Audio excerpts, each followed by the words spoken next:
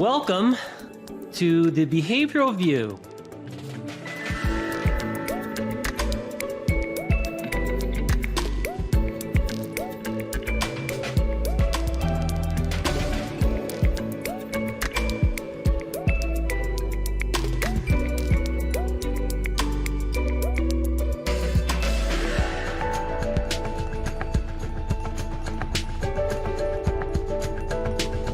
Hey everyone, would you like to get a CEU for this episode? Listen closely for the announcement of 3 secret words delivered throughout the episode.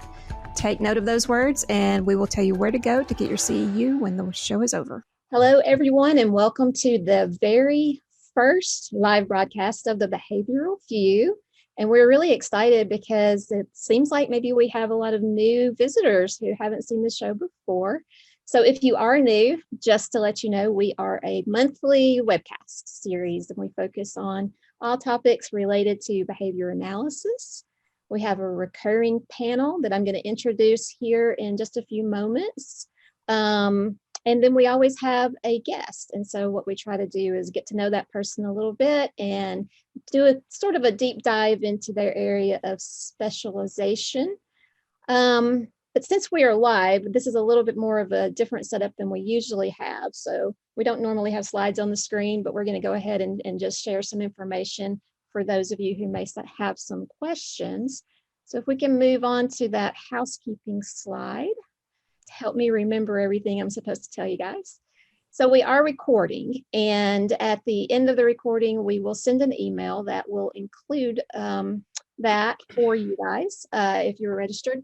It will take probably 24 to 48 hours to process the recording, so give us just a little bit of time to get that done. And we want to hear back from you. That's the great thing about going live, is that we can get some audience participation here. So we're going to do some polls. There will be 3 of them throughout the course of the discussion today. The first 2 are anonymous. We're just seeking information about how you're using the ABLLS, and we're going to use that as jumping off points in our discussion, hopefully. There is also a Q&A, which in a moment we'll show you a little screen about how to use that. But we want you, if you have any questions, go in the Q&A. We probably won't get to everybody's question today, but we will try. And if we don't, then we can always follow up with email. What else? You may be here because you want CEUs. And if you are, great news, we are giving those out. Again, at the end of the presentation, we will send you an email with a link to where you go to obtain your CEU for being here. You have to be here the whole entire time. You have to listen either live or to the recording. I'll be throwing out some secret words at you a few times throughout the talk, so make sure you jot those down because you're going to have to know what they are in order to get your certificate. And what else? I guess we need to just show that Q&A slide. There you go. So this is how you go about asking your question. We don't have the chat box on, so use the Q&A button. So moving on, I think that we can start out by introducing our recurring panelists, as I said we would do. I'm going to begin with Dr. Rick Cabina, who's in the center of my screen. I don't know if he is, if everybody's or not. So Rick is the Director of Research here at CentralReach, but I know him better as the king of precision teaching. So if you have any interest whatsoever in precision teaching, you're bound to have already seen his name. He is a passionate proponent of the original idea of behavior analysis being a natural science, and that we should be using those standard measures so that we're living up to that. And we're just thrilled that we get to be guided by his expertise in that matter. And I think you'll also find that he's one of the nicest people around. So if you're into or wanting to become into precision teaching, I encourage you to read his stuff and reach out to him. But he's also not the only precision teacher around here at CentralReach. We also have Dr. Carrie Millico. And Carrie is our Director of Clinical Programming at CentralReach, because she is also fantastic instructional designer, very passionate about getting those messages out for behavior analysts. And the other thing I think is really important about Carrie and her contribution to this show is that she is a strong supporter and ally to the neurodiversity movement and works really hard to encourage behavior analysts to, work with compassion as partners with our clientele and to move towards those ends and forming those relationships and solidifying our role as, supporting people rather than anything negative that we may have been perceived to have done in the past. Thanks, Shannon. You're welcome. So if that leaves me with me. I am Dr. Shannon Hill. I'm editor-in-chief here at the CentralReach Institute. I guess right now, if I have a theme that I like to talk about, it's that behavior analysis is defined as the science of teaching and learning, and it shouldn't be defined as anything less than that. So I personally get to use it now to design instruction, synchronous, asynchronous, online instruction for adults. And in the past, I've used it with a variety of populations working on challenging behavior and the environments that elicit it. So I see wide applications of behavior analysis and use the opportunity to talk about that as much as possible. And that is us. But guess what? I think that you guys are actually here to talk about someone else and to hear from someone else. And if you're here, you probably either are already very well familiar with the ABLLS, or you're trying to become very familiar with the ABLLS. So we are extremely excited and happy to welcome Dr. Jim Hardington, not only to the Behavioral View, but to the CentralReach family. Thank you so much for joining us today. Oh, well, thanks, Shannon. It's great to be here, and I'm really happy to have this opportunity to talk with all the attendees who are going to be here and with the panelists too. Have some good discussion this morning. Hopefully it'll lead to some great outcomes for people, learning more about, how they can help kids and adolescents and adults, really reach their full potential. So I hope so too. yeah. And we're going to start out with some poll questions. The first two poll questions that we're going to ask are anonymous, so feel free to just answer. The third one will be for people who want more information than we can provide in an hour, so you can fill out your contact information on the third poll question. But for now, we want to start with a poll question that's pretty simple. Are you an ABLLS user? And we're going to let that roll in. I don't know what the results are going to be, but I expect they're going to be pretty high. And I'm going to start all this off with kind of a fangirl question, if I can, because I'm kind of a creative person who, always my ideas are a little bit bigger than what I actually produce. So when I go to concerts and such, and the singer or the band gets to the song that everybody knows, and they just stop singing and put the microphone out and everybody else sings the words to their song, I'm always wondering, what does that feel like? So Dr. Jim, I know that you don't probably have stadiums full of people yelling, F11, F11, but I would hope not. So many people are using this tool that you designed, that you envisioned, and I'm just curious, what does that feel like? Well, it really does make me feel good that people are making use of my knowledge, because I'm just a regular guy who fell into behavior analysis early in life and found it to be very useful for helping kids develop the skills that they need to learn to get the most out of life. And so when people come up to me, it's more not so much audiences. I mean, I appreciate audiences when they welcome me to the talks and whatnot, but what really touches me is when a parent comes up to me and says, you don't know me, but we've used your work and my kid's doing well now, and I thank you for it. So that's really the joy that kind of hits me the deepest, I'll tell you that. So, but it's nice. It's really nice to have people acknowledge all the time I put into, this work to try to give some rule govern instructions, if you will, to help people do the best they can to help others. So it feels good. Yeah. I could hear that in your voice too.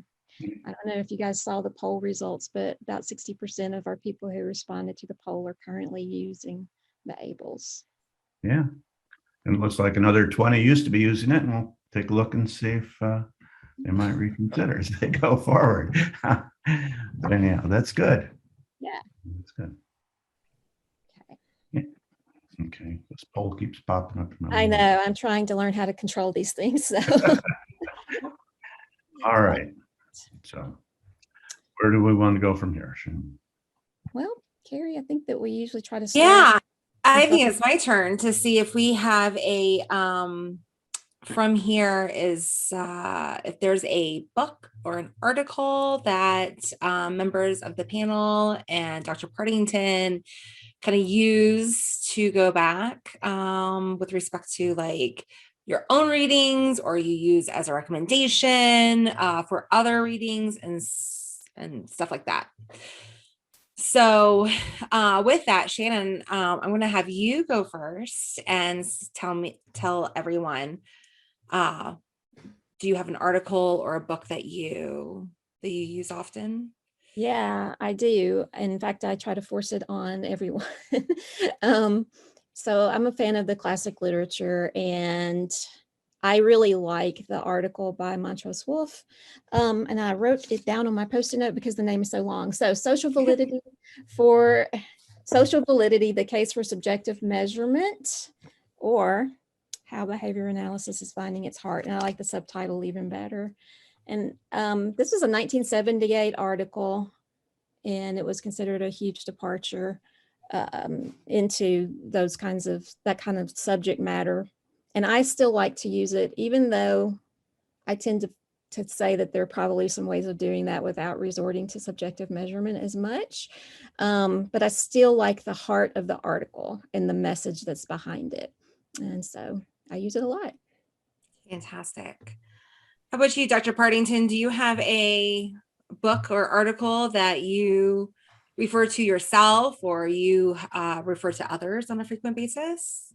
I do. I have a book that almost everyone who comes in contact with me who's taken the courses to become a behavior analyst, I ask if they've read Science and Human Behavior by Skinner, 53. And if not, I said, well, you need to read this book, okay? Because Skinner wrote a great book that kind of showed the public, if you will. It's written more for the public, I think, to help prepare for the original writing of Verbal Behavior, which came several years later, but to kind of prepare everybody. It kind of introduced the concepts of behavior analysis as a science, and it kind of gets it away from just more methodological behaviorism and kind of sets the roots for radical behaviorism, or the main emphasis of behaviorism as being our understanding of behavior. So yeah, I think Science and Human Behavior is a fabulous book. When my son started getting into the field of behavior analysis, I said, here's your book. You got to read this, because a lot of people don't read original Skinner work, it seems like, these days. And so I like to make sure that they understand, the foundation of our science. So that's the book that I recommend almost everybody. Fantastic. How about you, Rick? I was going to say, he took mine. I agree that 1953 book is absolutely phenomenal. There's probably 3 books that I would recommend. That's certainly one of them. The other one, I do a lot of research, and I teach classes on single case design. And one book that I have taught in a seminar, and I try to share with people after they're in the field and they want to understand how do we do research, is Sidman's Tactics book. Mm-hmm. And it is by far, it just set the foundation for how we do research. And it's amazing seeing, it's like a recipe almost, and the power that when you see what Sidman did with that book, and the power that has been generated, it's just a remarkable text. And that's something I certainly recommend to people when they're in the field. If they haven't been in the field, that wouldn't be the book to send them to. The 53 book would certainly be. Skinner's book is just a treatise of, it's amazing. Fantastic. So I actually am pivoting from anything like super scientific. I love Don't Shoot the Dog from Karen Pryor. Yeah, I read it in my undergrad EAB class, obviously paired with one of, I think it was Epstein's book, but paired with something super scientific. But this book really allowed me to see how stimulus control and reinforcement and punishment, and they have sections in here about untraining, right? So how this can apply to everyday life. Sometimes we get a little esoteric in talking about the principles that when we're talking about, yeah, but how do I get my roommate to clean the dishes? And I really hate doing laundry, so I need some sort of like contingencies over my own behavior. I think this book really helps us, like, one, it's written so beautifully and simply that everyone can read it. Sometimes I even give this when my friends are expecting a baby. But it's so applicable to everyday life, and seeing how behavior analysis can show up in everyday life, and how we can improve relationships by not shooting the dog, right? We can find better, healthier strategies to improve situations in our life. So that one's mine, by Karen Pryor. That's a great one. And I'd like to add in one other one since we're going down that path a little bit. Dale Carnegie, How to Win Friends and Influence People. Mm-hmm. We're in a field where we're interacting with all their people all the time. And we need to make sure that we're down at their ground level, communicating with them in an effective way, and, taking the perspective of other people, where they're coming from. So Dale Carnegie, How to Win Friends and Influence People, is another great book that I read early on that influenced me very highly. So great. Awesome. Well, thanks y'all for sharing that nice little icebreaker. Shannon, do we have a secret word ready? We do, and it's ready. Oh. Clever, very clever. Sorry, that was not planned. Oh, goodness. Our secret word is ready, R-E-A-D-Y. And so while people are noting that down, can we just get a little background on ABLLS, how and why it was developed? Oh, sure. I've been in the field behavior analysis now for 49 years, and I started working with kids, when I was just 20. And so you can figure out how old I am then. But one of the things that's important to me was always about the instruction. What are we going to teach? Because early on, I saw a lot of behavior analysts who were really good at figuring out, how to present SDs and take the responses and make sure they get reinforced, how to teach basically. But a lot of times people were teaching the wrong skills, it seemed like. It seemed like they were trying to teach things that just other people assumed were going to be necessary for the individual to learn.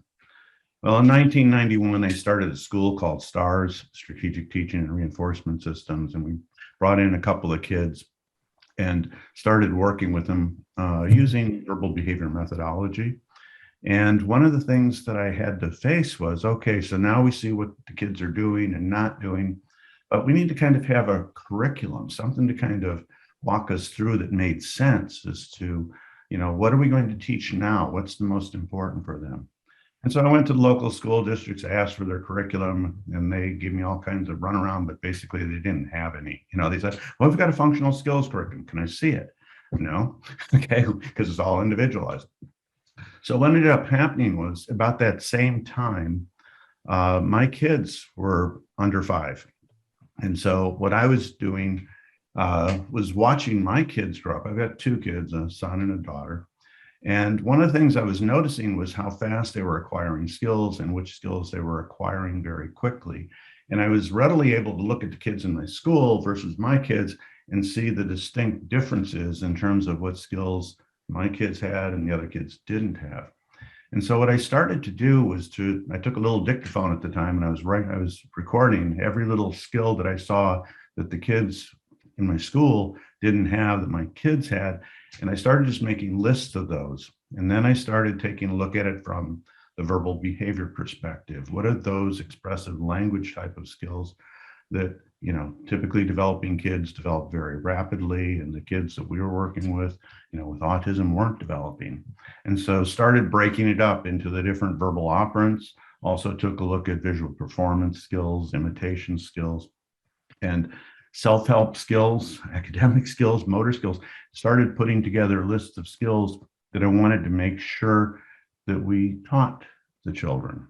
And as a result, that list kept growing and growing and growing, and then started kind of stratifying them into skills that came before other skills. The Kegels called them pivotal skills, but the notion is there's certain skills that you kind of have as prerequisites or pivotal skills that allow you access to other ones.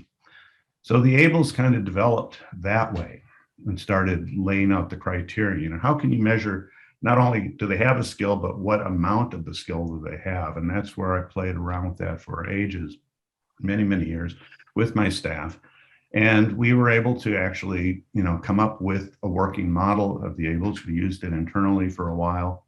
And then we kept working on it, refining it till eventually in 1998, it was released in its first round. And that was called the ABLLS, okay? Assessment of Basic Language and Learning Skills. However, in 2008, I revised it to the ABLLS-R and further refined it in 2010. But the ABLLS came about, like I say, trying to define, what are those skills, those basic language and learning skills? What are those basic skills that a typical 5-year-old child goes to kindergarten with? Because when I saw my kids go to kindergarten and other kids in the neighborhood, 5 years of age, they were like little geniuses. They could talk to you, they could ask you questions, they could talk about what they did over the weekend, what their likes and their dislikes were. They picked up on social cues a little bit, they need a little more when they get in there. Their academics were going to be worked on in school. So after I kind of compiled this whole list, I went and actually met with my son's kindergarten teacher, and she was lovely and sat down with me for hours, and we went over every criteria for every item. And I said, when do the kids come into your class having these skills? And if not, when do they acquire them? And she said, this one skill, yeah, about 80% of them have it, in September, but by October, all of them have it, And so she was actually able to help me kind of give some social validity, if you will, to this assessment. And then from there, we went on and published it and got it out there to the public so that people could start using it. And maybe those 20% are the ones that used the original labels a long time ago. So anyhow, that's kind of how it started and evolved and the need. But what I was finding was what we really needed was a way to track skill acquisition. And that's why, when you look at the items in each of the repertoires that are in the ABLLS, now they're called categories on the Webables, but if you look at each of them, they're put in order from simpler to more complex. And what's nice was it gives a visual display to parents and teachers so that, they say, well, I really think my child should be learning, about emotions, and going well, that's a really high concept, really difficult concept compared to, the child can't even tell me this is a cup. Okay, so we got to work on the simpler skills before we work on the more difficult skills. And yes, those are important ones, but how are we going to get there? And so I think what the ABLLS started doing, the grid system that I came up with, really kind of helped people to see progress over time, where you could do different assessments at different times to watch the skills actually increase over time. And to also be able to work with parents and educators because it's all written in common language. It's not written in technical terms. The only technical term in there is interverbal, because even my speech and language pathologist colleagues, they can't tell me a better way of describing it other than talking about things in their absence. So, but other than that, it's all English. So instead of saying tacting or manding, it says requesting or labeling, looking at words that are familiar with the public, because I want the public to feel secure in knowing that they can understand this, that they can use this, and it's not all something that is beyond them. Okay, because I've always felt that if you're going to have effective intervention, you need to have the parents involved. The parents make a big difference in these kids' acquisition rates, because if you just send them off to somebody at school or to a therapy clinic or having one-to-one come into the home, that's one thing, and those are important to have qualified teachers teach, but you want to have the parents involved. You want to have them understand what you're doing and why you're doing it, and why you're not working on certain other tasks that other people would be pointing to. Case in point, I've now got an 18-month going on 19-month, I guess tomorrow, granddaughter. And what do you find in kids' toys? And you watch kids start to interact with them. Well, they've got colors and shapes and numbers and letters. And for an 18-month-old who doesn't have a vocabulary, but yet those are the types of things that you see being introduced to kids at a very early age. And of course, when you think about preparation for kids for kindergarten, a lot of parents will tell you, well, they need to know their numbers and letters and shapes and colors, otherwise how they're going to be in kindergarten. And then when you start looking at what's in the ABLLS, which is designed to meet that, what is the typical entry-level set of skills, of basic learner skills that a typical 5-year-old child has, those are just some small pieces of it, because you have to have the language skills, the verbal behavior. They need to understand what people are saying to them and be able to respond appropriately, whether you call it listener responding or receptive language like most of the world does. But also you need to have the different verbal operants. They need to be able to repeat what they hear. They need to be able to ask for things, label things, talk about things in their absence, and also be able to put together the formal aspects of language, syntax and grammar. And kids at 5 years of age have mastered those skills, and or at least the basic skills. And so that's where the ABLLS was created, to try to get to that level, because my hope and thought was that if you could get these kids up to that level, by the time they're 6.5 years of age, you can still often get them into a regular education program. And Salas and Grotner in their 2005 article, they kind of confirmed that, years later, that again, that's the same feeling they're having, is if you can get them up to that level so that they can succeed in kindergarten, then they may not need special ed services for the rest of their life.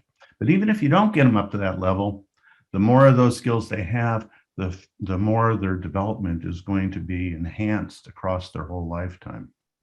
So how's that for a start? That's a great start. Are we done now? I think we should pivot to, you mentioned something regarding the accessibility of the assessment and using plain English and stuff like that. So is your intention for the assessment, such as like who can administer it? Only behavior analysts, people with certain credentials, or are we able to expand that?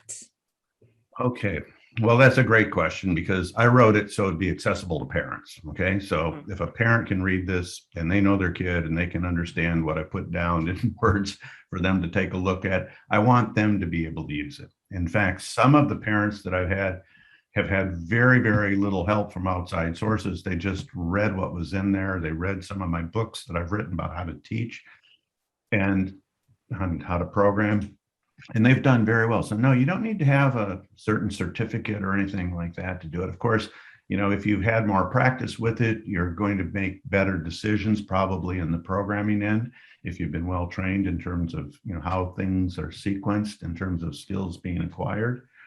And I think that's where the ABLLS, like I say, it can be used by teachers, parents, professionals. It's not meant to be the holy grail for behavior analysts. Okay, I want it to be accessible to everybody. So yeah, to answer your question, yeah, I want everybody to be able to use it if they're interested, and understand it. And one of the things that I think is important too is that most people, including many behavior analysts out there these days, don't have training in typical development. And if you haven't had a typically developing child yourself to watch how skills are acquired over time, or you haven't really studied developmental sequences for kids, then you'll often make a lot of mistakes. In fact, one of the things that I would do with people who came to work for me at my clinic was, if they didn't have a kid of their own, or they haven't been in a preschool in a while, I'd have them go over to the local preschool where I had a connection. I said, you need to sit there for about 2 hours and just watch these kids and see how they interact. Because if you don't understand typical development, you're going to be in trouble when it comes to programming. So that's another little tidbit I just wanted to throw out there for people. Go visit your local preschool. If you think it's been a while since you've been around a typically developing kid, go to a preschool. Just ask to just sit and watch and talk Or the kids come up and ask you, who are you? Are you Susie's daddy? You know, they are demanding for information at a high rate, okay, and detecting things and noticing things about you. And I think that's where, if we're going to do good programming for individuals with developmental delays, we really need to understand where they are in terms of development. In fact, if I can, one of the problems, like I say, is that, you know, when you look at programming, you really want to make sure that you're picking the goals that are going to be appropriate for the individual now that they're going to start using and get reinforced by their natural usage, you know, from the environmental interactions. So I'll stop there. Okay. Who can use it? Everybody. I think that kind of ties in with a secret word number 2. So I'm going to go ahead and throw it out there, because secret word number 2 is observe.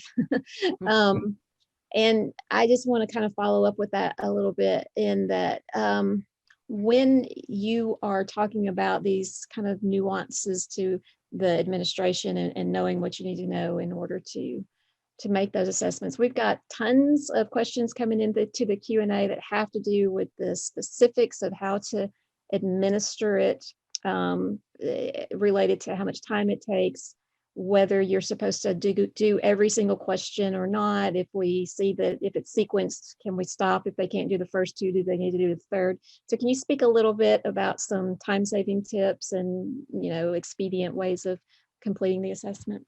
Absolutely. Now, you have to realize, most people don't know this, but, you know, I got my bachelor's and master's at Western Michigan, and I always took educational type courses too. Like I took the Piaget course over in the school department, and they're going, what are you doing here? You're a behavior analyst. I said, well, I want to learn what Piaget has to say about child development, you know, so I can learn. They thought I was a spy or something. I don't know. But also I took courses in assessment, you know, the intellectual assessment, like, you know, the Wechsler intelligence scale, for instance, and the PIAT, for instance, a number of different ones, the lighter. And one of the things that I had to do in my courses was, when you're learning an assessment, and those are standardized type assessments as opposed to criterion reference assessment like the ABLLS.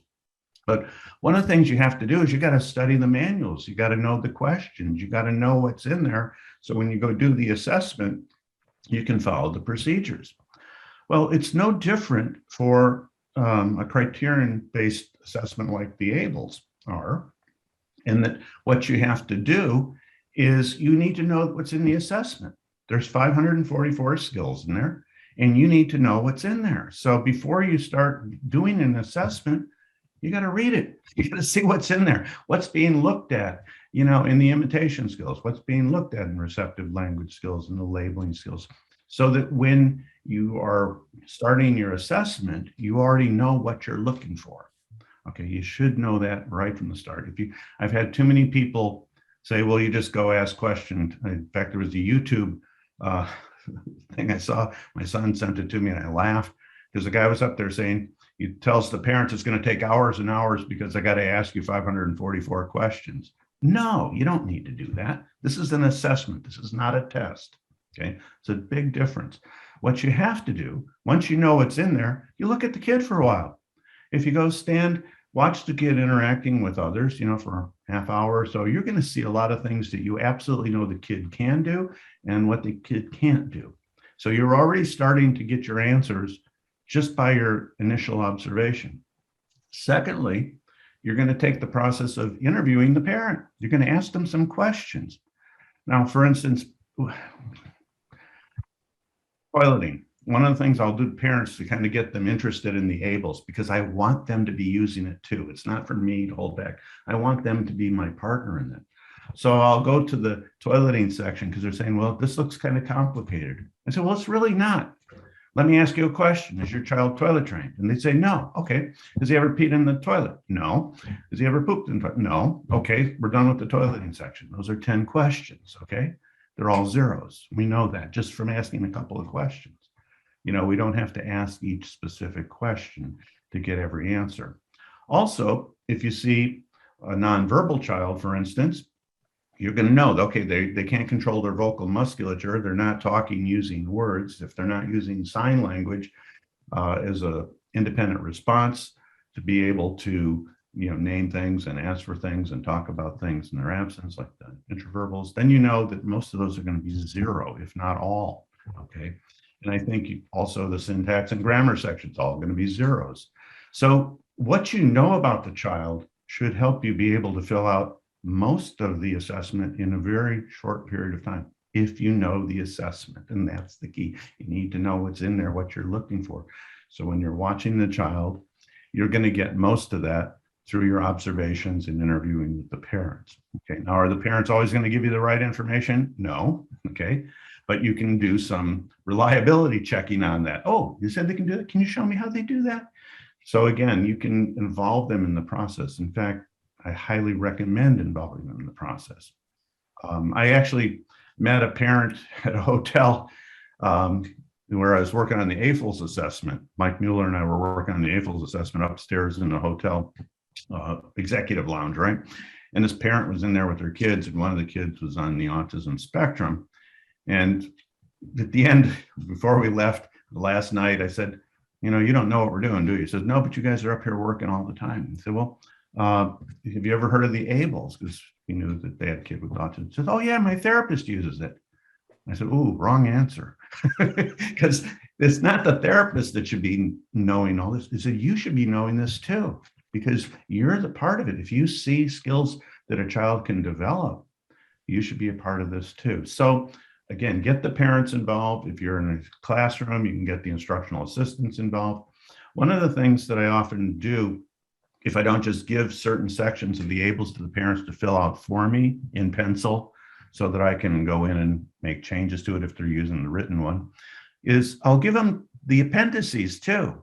And in my 220 nouns and my 51st verbs that are in many of my books, they have them fill these out to tell me what the child knows. And the appendices for the ABLLS, it's like body parts. Well, do they know them receptively? Can they tact them? They can tell me that, because they know that. So rather than me sitting down and asking the child to touch their elbow or their knee, whatever, let the parent tell me, and then I can confirm that. Again, it's an assessment. It's not a test. So the idea here is, how do you get your assessment? Well, you get your assessment by your own eyes and by what people are telling you. And then if there's certain things that you don't know and other people don't know, like the speech therapist doesn't know, a parent doesn't know, then you go in and you do some assessment on those particular skills. But typically, you can get about 80% of it done just by interview and observation, if you know the child. If it's a very, very, if you will, minimally verbal or nonverbal child, a lot of the scores are going to be 0 to begin with, okay?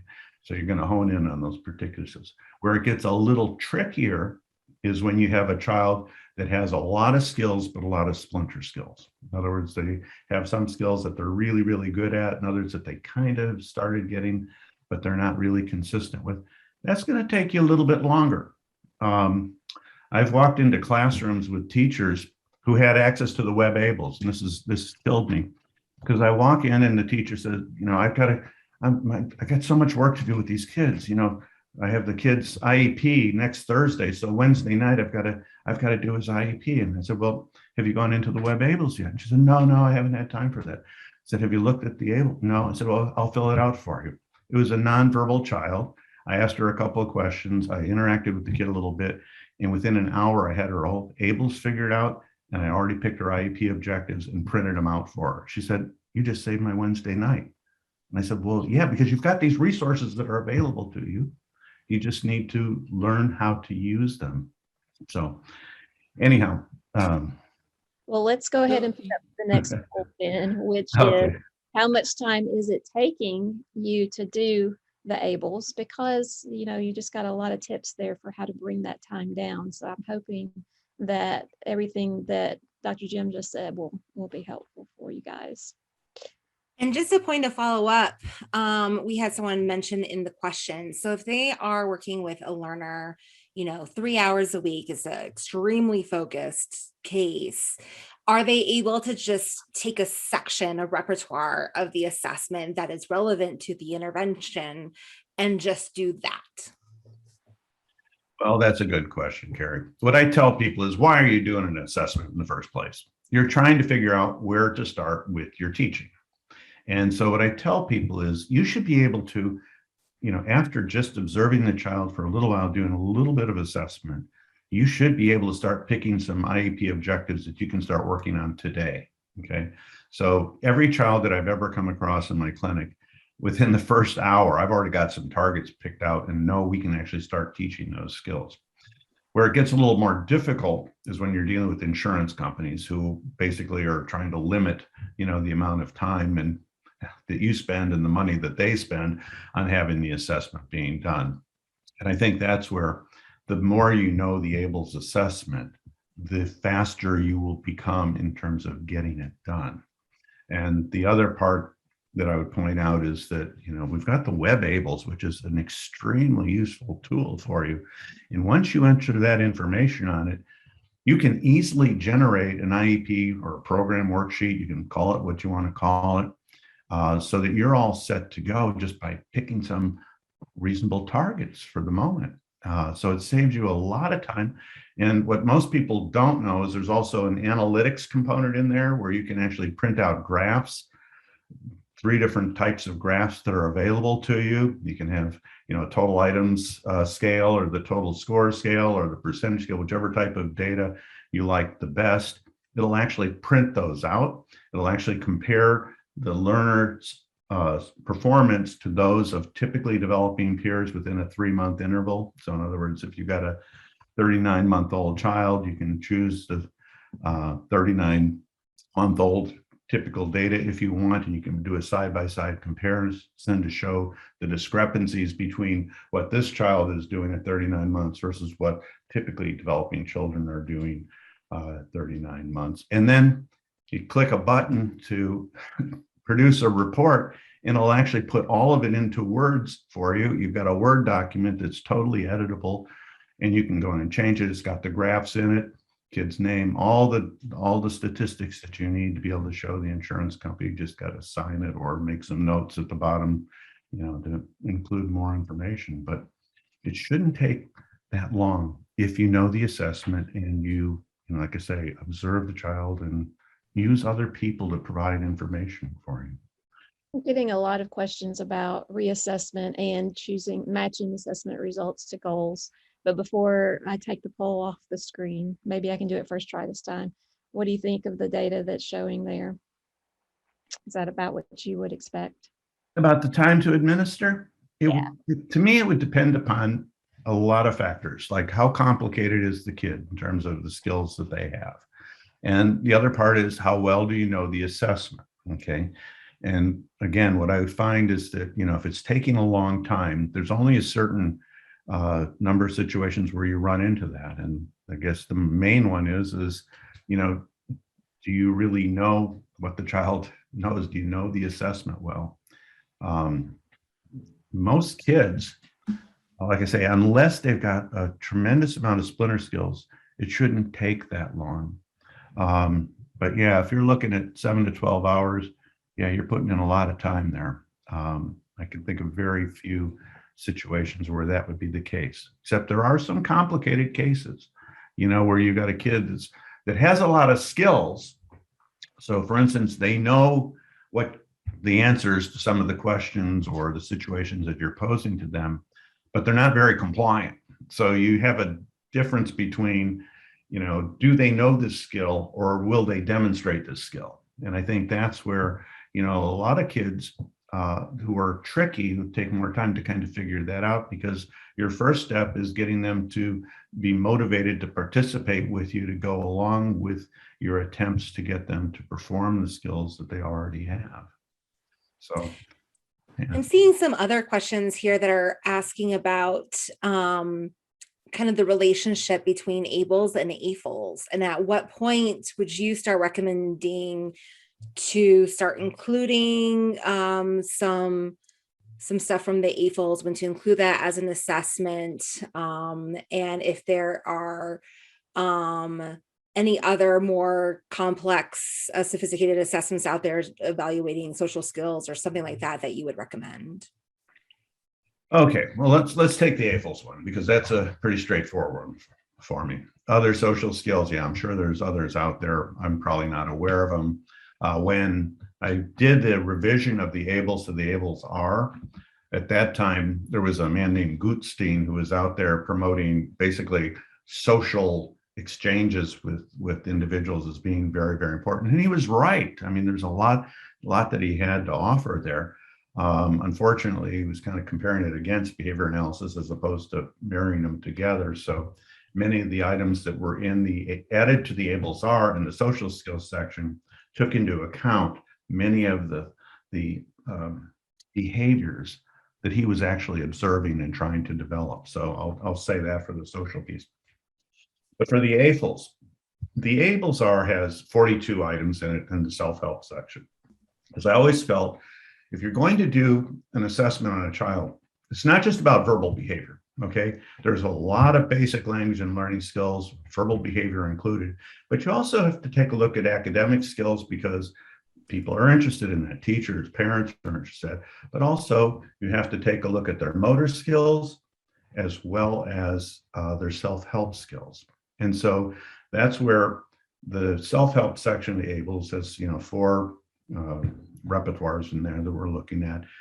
And what the AFLS is that section on steroids, okay? So basically it's like, how do you take care of yourself, basic care issues, like dressing, eating, grooming, and so forth, but then also home skills that you need out in the community and the school for independent living and vocational. So it took that small section and blew it up, okay, to look at every aspect of life.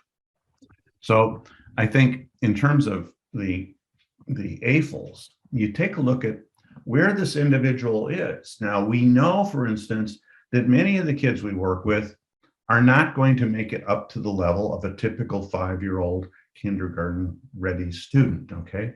Because there's a lot of these kids, even under the best of circumstances, for why they don't reach it, nobody really knows.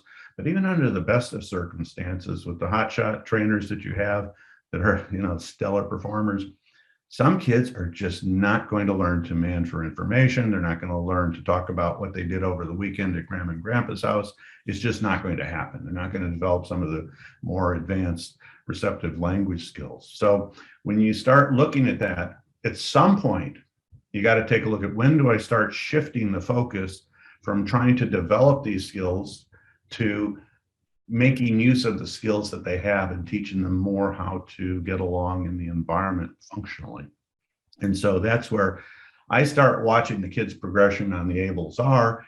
And at some point, you've seen some of these kids, now they're getting 8, 9, 10, up to 12, and you're seeing, well, they're still not getting these particular skills that I just rattled off.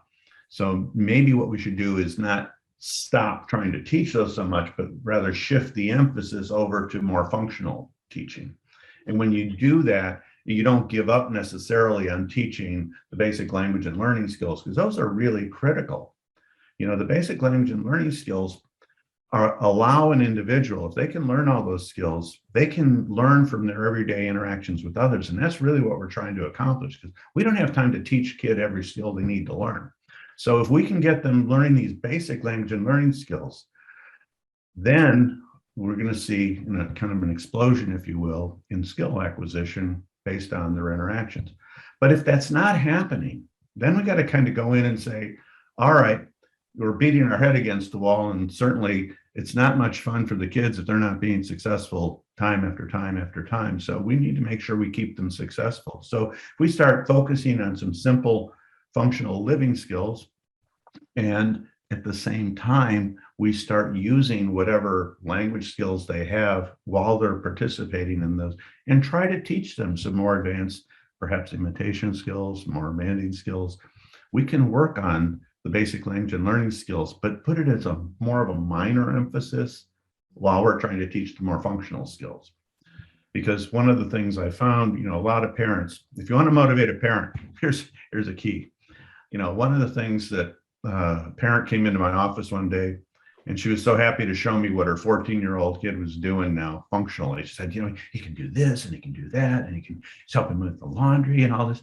And I said, oh, that's great. She said, well, Dr. Hardington, I'll never forget when you said, if he doesn't learn to do these things, you're either going to do it for him or pay somebody to do it for him for the rest of his life. And she said, that made me understand how important it was what you were saying, because I didn't want to pay for it the rest of my life. And I certainly didn't want to help him do it for the rest of his life. So we focused on the functional skills, and he did extremely well. So just sharing that. So I hope I kind of got the gist of your question there covered. I think sometimes though that the analysts want some more detailed kind of things. So basically, is there a period of time where you may be administering the ABLLS and the AFLs with the kid at the same time? How do you decide when to do the reassessment? Would you use both instruments? Would you use one? Things like that. Yeah, well, that's a good question. And I'd say, yes, sometimes you do use both or parts of both, right? The ABLLS-R has the self-help skills. And so you've got basic eating, grooming, toileting skills right there.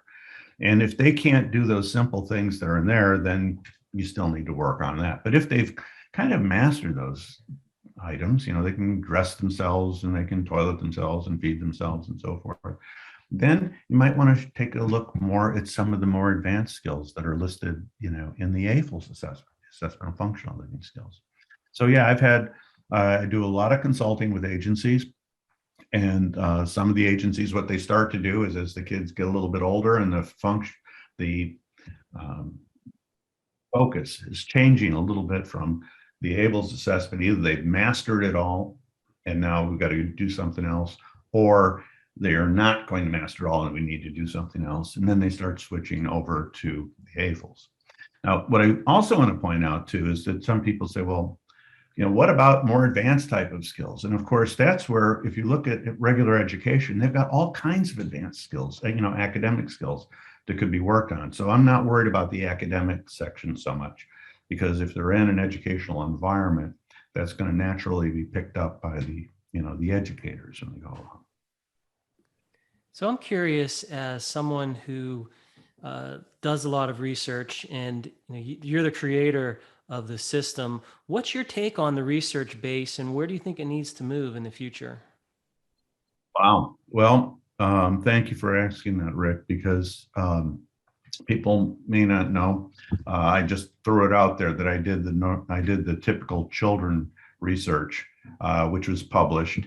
What I did was I started using the Webables. And when I do my talks at conferences, I said, hey, if you're a parent of a young child, you know, maybe 6 months to about 7 years, and you'd like to participate in my study, will give you a Webables account, and you can track your child's development at every 3-month level. So that's what we did. We created research where we tracked 52 kids total, some as early as 6 months of age, some all the way up to 7 years of age at 3 months. So like 6 months, 9 months, 12, 15, so forth. So I published those data. It's my typical kids development. And that's what's used in the Webables when you want to compare child. Because I know with every score of the ABLLS at what 3-month interval, all kids can do at least that skill at the 95% confidence level. So those are the data that I published. Those are the data that are incorporated into the Webables. But also you need to have the psychometric properties of your instruments assessed. And that's where a number of people have done some. We did the test, retest, and the internal consistency reliability study. We also had a woman who did her doctoral dissertation using expert panels to examine the content, validity, and inter-rater reliability of the ABLLS assessment. And they all came out very, very fine in terms of this is a reliable instrument that can be used by people, you know, with confidence that it has the right psychometric properties to it. But more research absolutely has to be done, Rick. And I think that's where I think one of the things that'd be helpful is if we started to take research about developing kids, you know, kids with disabilities, and taking a look at, you know, their actual acquisition rates, and take a look at those kids who are not making as much progress as we had thought they might be able to make, and say, well, really, is there something, going back to the concept of the Kegels, some pivotal responses that we really need to take a look at? For instance, one of the things that I find most behavior analytic programs that I've come in contact with over the last 15 years, and even to this day when I see programs, many of the kids that people are working with, they give up on developing imitation skills on a kid way too early.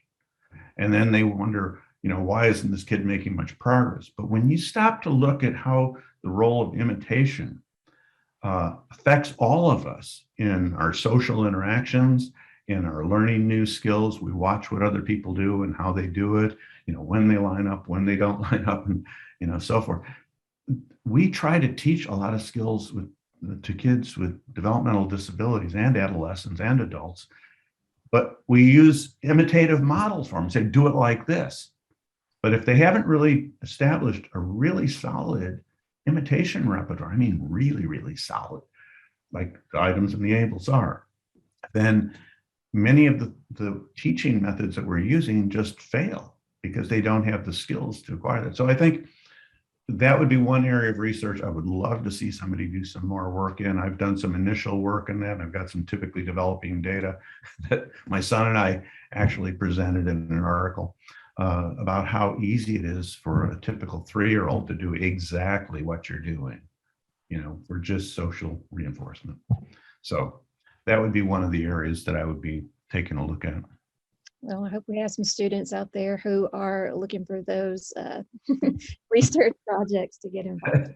Yeah, they just fly out. I mean, there's so many different ones that could be possible. So we need people out there collecting data on those things. Yeah, doing the research.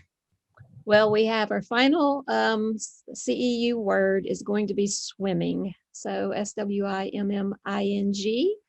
And we have one final poll question, because many of the solutions that Dr. Hardington has thrown out there have to do with your life can be made easier with the Webables. So if you would like a tour of the Webables, we're going to put that poll up so that people can let us know that they want to be reached out for that. So I guess any parting thoughts as we leave? What do you, I don't want to paint you into a box, but if you're going to make future changes to the ABLLS or future versions of it, is there anything that you think you would add or subtract?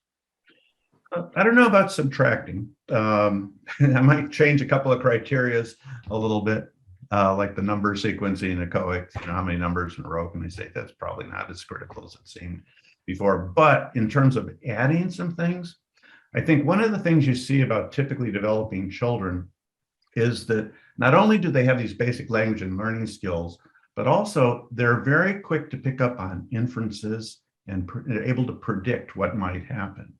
And I think that's where, if you look at, inferencing and predicting has a great role in problem solving. And so if I were to take a look at some more advanced kind of pieces to kind of put in to the ABLLS-R, that would probably be one of the areas that I'd be looking at as doing that. Because again, typical kids pick up on all kinds of subtle cues as to what's going on.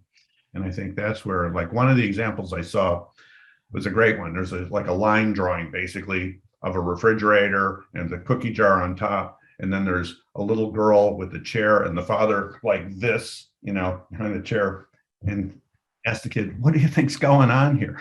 And if the kid's only able to go, daddy, girl, chair, refrigerator, cookies, that's not good enough. I mean, the whole implication there is that, what's going on is that the little girl wanted a cookie and daddy doesn't want her to have it. Well, why doesn't he want her to have it? But see, typical 4- and 5-year-old kids will be able to explain that to you. Okay, so I think building in some examples like that would be a great addition to the ABLLS-R in the future as we move along here. So, well, we have run out of time here, so I just want to say thank you to Dr. Hardington for joining us and lending us all of these great tips. I think we have a final slide to remind everybody who wants their CEU, remember those 3 secret words, and you're going to get an email with a link to the webpage where you can go to redeem your CEU. But thank you to everyone for joining us today, and we hope we will see you again on future episodes of the Behavioral View. can I add one final parting shot here? Sure. Okay. As behavior analysts, you represent our field, my field. And so I want everybody to just remind, we do not have all the answers to life. So I think it's very important for us to remain humble and work within our own area of expertise and say what we don't know. If people come across, don't pretend to know things that you don't know. Investigate it. Tell people you don't know, but you'll investigate. The other thing that I think is really, really critical for our field right now is because many people coming out of their training courses have been trained how to speak in a very technical language, using all kinds of descriptors, technical terms. Parents and teachers don't necessarily need to hear you talking about those terms. They need you to be able to talk to them in non-technical language that gets them to do what they need to do to have the greatest impact. So what I always tell people, one of my biggest mistakes early on was I thought everybody needed to know the definition of reinforcement, extinction, and punishment and so forth. No, they don't. What they need to know what it is and how to use it. And so, if you can't describe what you're trying to recommend to your grandmother in simple words, then you got to do some more practicing. Okay. So practice on Granny, let her kind of help you, guide you in terms of, can you explain what you're trying to do? Because I think it has the greatest impact for us. And it also gets the greatest buy-in for the consumers, which is what we need. We want them on our side, not saying, I didn't understand what they were saying. Okay. So that's my final one. Thank you. Great words of wisdoms to end on. And for those of you whose questions we didn't get to, we will be going through those and reaching out by email. Thanks, everyone. Thanks for watching this episode of the Behavioral View. To get your CEU, follow the link in the instructions below. You can then go to the attendance verification quiz where you'll enter in the secret words for you to generate your certificate. You've already done the work, you may as well get the credit.